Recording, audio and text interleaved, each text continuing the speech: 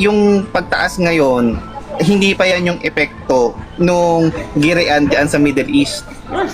Yung oil crisis, hindi pa yan kasi ang ginagamit natin ngayon is yung oil reserve. Ngayon, yung talagang epekto talaga ng gera, mararamdaman at ma-experience natin end of April.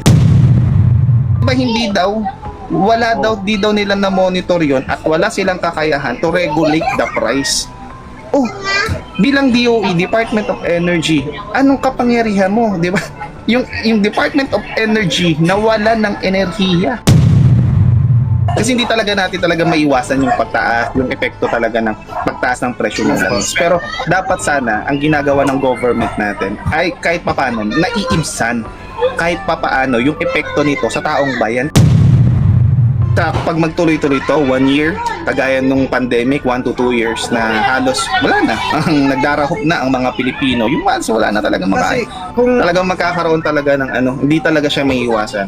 Aalmat talaga yung mga Pilipino. Ang tanong niyan, kung kaya bang pagtiisan ng mga Pilipino ito hanggang 2028?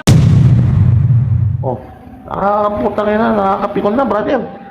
No, this is no joke. We are talking about 160, 170 per liter for diesel. And for the gasoline, it goes up to 120 pesos per liter. Okay. Correct. Tsaka Sir Misterio, ayon din sa ekonomista, no, hindi pa yung pagtaas ngayon, hindi pa yan yung epekto nung girian diyan sa Middle East. Yung oil crisis, hindi pa yan kasi ang ginagamit natin ngayon is yung oil reserve. Ngayon, yung talagang epekto talaga ng gera, mararamdaman at ma-experience natin end of April. Kaya abangan natin end of April, dyan na talaga yung simula ng epekto ng gera.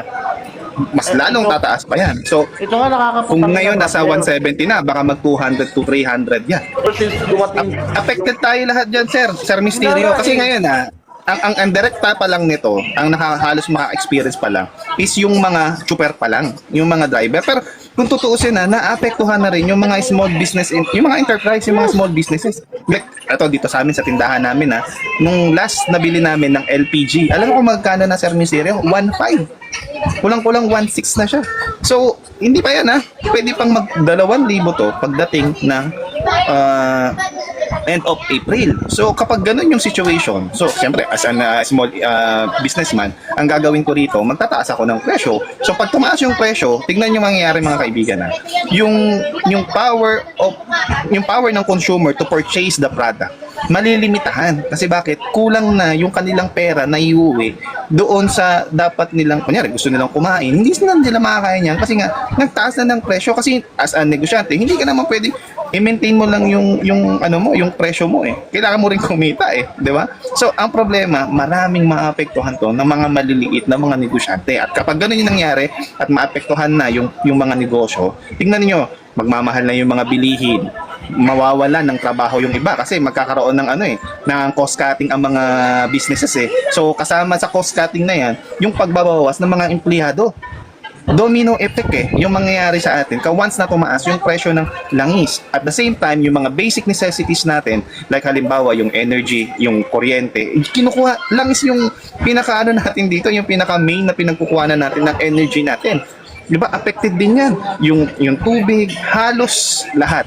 Kabuuan, ekonomiya, maapektuhan talaga dahil sa pagtaas ng presyo ng langis. Dahil hindi siya nabantayan ng maayos. Kasi in the first place talaga, diba? Nung tinanong sila ni Marcoleta, itong secretary ng DOE na si Garin ay hindi si Garin, yung mga officials ng DOE, tinanong sila kung meron ba sila, kung na-monitor ba nila yung yung pag-aangkat ng mga oil companies ng mga oil nila. Anong sagot? Diba hindi daw, wala daw, di daw nila na-monitor yon at wala silang kakayahan to regulate the price. Oh, bilang DOE, Department of Energy, anong kapangyarihan mo, di ba? Yung Department of Energy nawalan ng enerhiya. Tayo mismo talaga sa panahon ngayon ang gumawa talaga ng paraan. Mahirap talaga to iasa sa government natin itself.